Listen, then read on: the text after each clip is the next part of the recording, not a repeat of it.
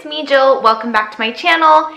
Today's video is going to be a little bit of encouragement for you if you have a child that is behind their grade level in any subject. Alrighty guys, so first of all, I just wanted to start off with a little introduction. So my name is Jill. I have 5 kids, but I only homeschool 4 of them. My oldest is my stepson, and he does not live here. He lives in a different state. So anyway, I homeschool my 4 kids. Once March hits, I will have a 4, 6, 8, and 10, okay? But right now they are 3, 5, 7, and 9. All right, so anyway, my son is at his grade level in everything. He was ahead in math last year. Started his 4th grade math in the middle of his 3rd grade year, and so he will be moving on probably to 5th grade math sometime during his 4th grade year.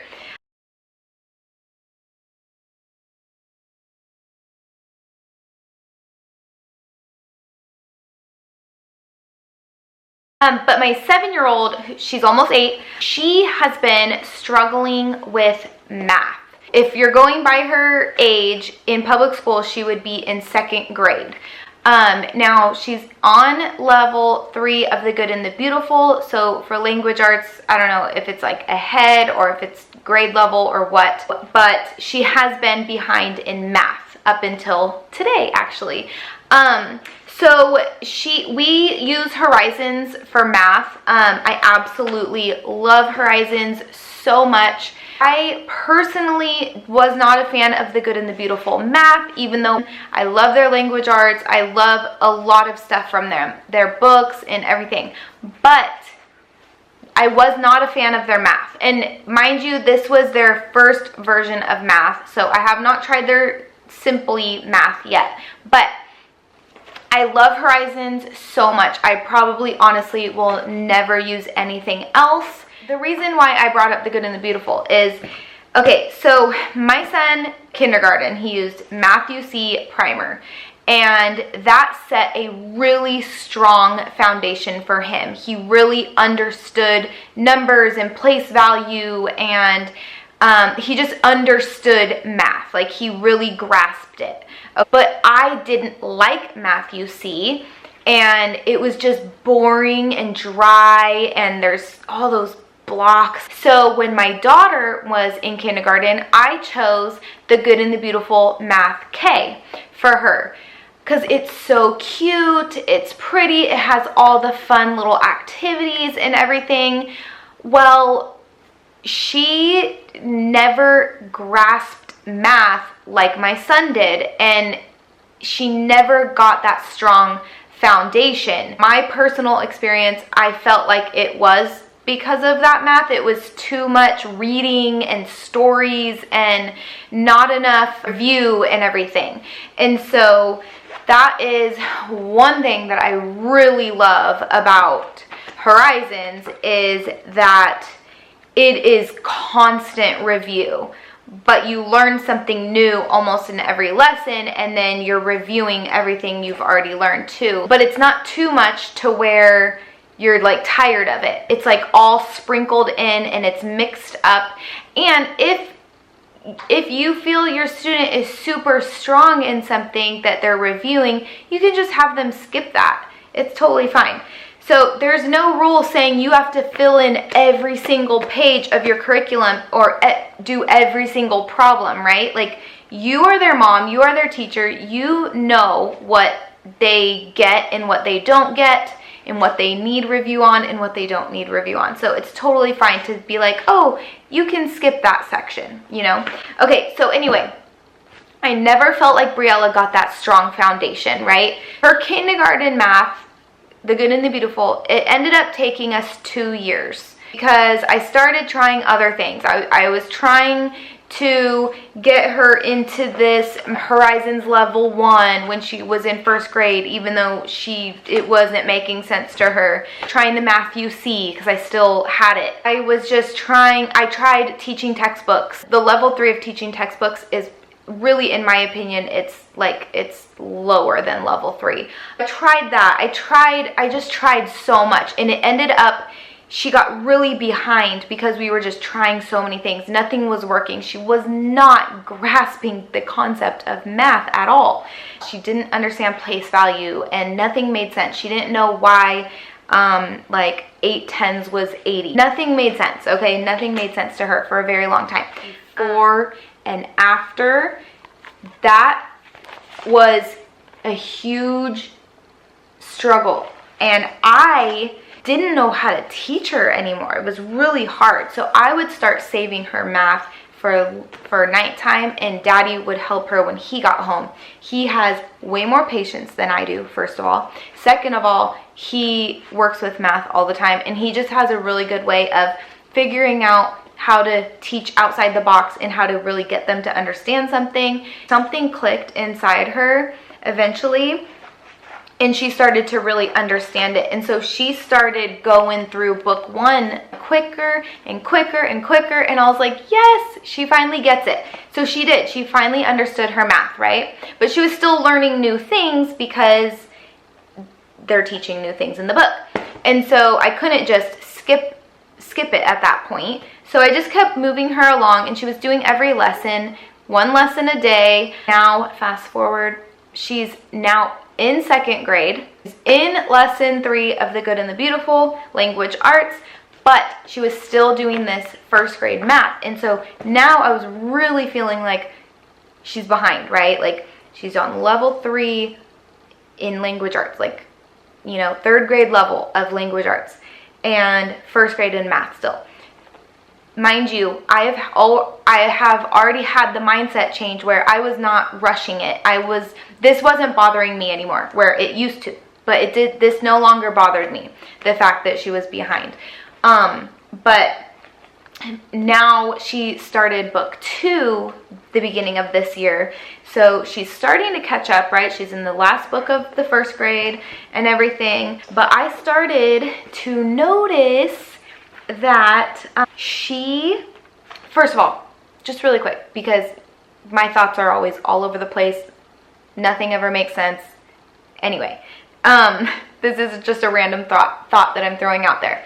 My son, who is advanced in math, he struggles with language arts. So do not be discouraged if your kid is struggling with a subject, because they're probably excelling in a different subject. And either way, it really doesn't matter. Like, it doesn't matter in the grand scheme of things. Our ultimate goal with homeschooling, honestly, is not striving to be the best at math or anything like that, right? Like, we're homeschooling because we want to give our kids a customized education and keep them home with us, and so on and so on. There's so many reasons. But so really, if you do have a child that is struggling in a subject, try very hard to let go of that pressure. I wanted to prove people wrong that doubted me when I started homeschooling. And that's no way to homeschool, and it puts a lot of pressure on your children too. She started flying through book 1. Now she's on book 2. This year. She actually finished book 2 today, and that is what inspired this video. She's so excited. I made the executive decision that I started noticing a pattern, okay? Every single day, she's getting her math book out before I even wake up most days. And she is doing her lessons on her own without any help. And I check her math, and everything is always correct in her math, right? So I started to realize, wow, she knows what she's doing. She's not being challenged right now. Maybe it's time to move on. And so what I did at that point, and this is kind of the point of the video. It took me 20 minutes to get here, apparently.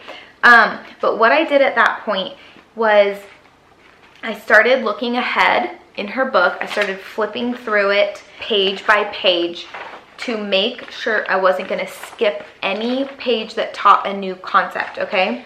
And so I found one page that taught a new concept. So it was teaching carrying, and she hadn't learned that yet. So I taught her on one of them, this one I think. I made sure she understood. I had her do the rest of the top row. She did it all right. She totally understood this concept that I just taught her. And I was like, okay, you're done with that. And I flipped through the rest of the book. There was no other new concepts being taught, and I decided that she was done with this. There is a test in the back, so I would recommend maybe having your child do the test and just making sure they know everything. Like, just from me watching her every day, I know the things that she knows, and she knows all of this. And so I decided that she gets to move on to the 2nd grade Horizons book, so I'm so excited. But yeah, I just wanted to like encourage you guys that sometimes it's okay to just sit in one level for as long as your child needs, because now she is so firm in where she's at, right? Like, she's so firm in it that when she moves on, it's going to be that much easier for her. And so I just want to encourage you, it's okay to sit with your child and take as long as they need in a subject, as long as they need. And while I'm saying that, my younger daughter Stella, she is almost 6. She'll be 6 the middle of November, so very soon. She was also ahead with language arts, and it came to the point where she was too ahead, where she was not developed enough to understand what it was teaching her at this point. So yes, she can read, okay? She just caught on like that to reading, and she can read all the sight words, and she knows all the phonics, and she can read a book.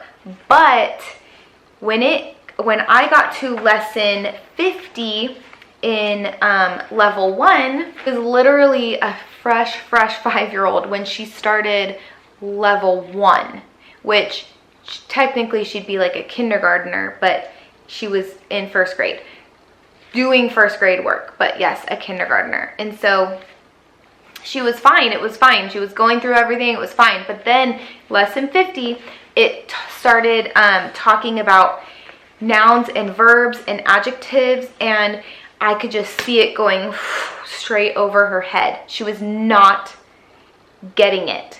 And I realized after talking to some friends too, she was not developmentally ready for that because she was only 5. She was only 5, right? So I stopped worrying about that, because I was worrying at first, like, oh no, like she's been doing so good, and now bam, we're stuck here, like what's going on, you know? But I realized, like, yeah, she's very young. She doesn't need to know all this yet. So what I did for Stella is I completely stopped language arts, right? I just said, we are going to finish this when you're 6. I got her the big, thick Brain Quest kindergarten workbook, and she did that whole thing. She loved it so much. I got her Explode the Code. I got her some things that were for kindergarten, not 1st grade, that she knew what she was doing, and it wasn't challenging, but I just let her do all that. Plus she was still doing her math. So this whole time she's still been doing her kindergarten math, which she's almost done with that. But so she was doing math every day, and then easy language arts stuff, like tracing letters and counting things and writing the number, like just very easy stuff, right? She's changed a lot. She's grown a lot since I stopped this. And so just today, like when Briella got to move on with her math, I was like, you know what? I'm going to see if Stella can move on with this. And so I got it out again, and she did 3 lessons and was loving it, and totally was grasping the nouns and adjectives stuff. Like, it was just a difference of night and day, literally. And all I did was just put it away when she wasn't ready, and got it back out and tried it again, and she's ready for it. So if you have a child that is struggling in a subject, just either go over the same lesson every single day until they get it, which that's totally fine too, or just put it away and maybe, or skip that, come back to it. There are just so many different things you could do. And if you are keeping them behind in their subject, just make sure every so often, try to decide, are they ready to move on? Should I, blah, blah, blah. Anyway, I feel like I've ran out of words at this point and my throat is getting really dry. I don't even know if this video made sense. I know I say that all the time, you guys, because I have ADHD so bad that when I am filming, my brain, like, thoughts keep popping up and I spurt them out, and then I feel like what I'm talking about is rambling, and it's just, I don't even ever know if I got my point across when I'm done filming, because I can't even remember everything I said while I was filming. So I hope this video made sense. I hope that it inspires somebody, anybody who has a struggling child in a certain subject. I just want to encourage you. It's okay. It's okay. Don't pressure your child. Don't give yourself the pressure of having to move them along.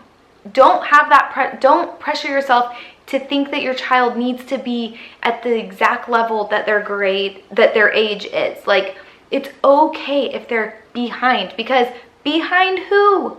They're homeschooled. They don't have to keep up with a class. That's the beauty of it. If she was in the classroom, she might be struggling and never get it, because she'd be moving on with the rest of the class. And being homeschooled, she was able to sit in this and still move on with the other stuff. Because if she got held back because of her math, then she'd be held back in her other subjects too, which she didn't need to be held back in. And so just remember, mamas, if you are homeschooling, it's okay. There is no one to compare your child to. Don't compare them to your other kids, because your other kids might be excelling in that and struggling in something else.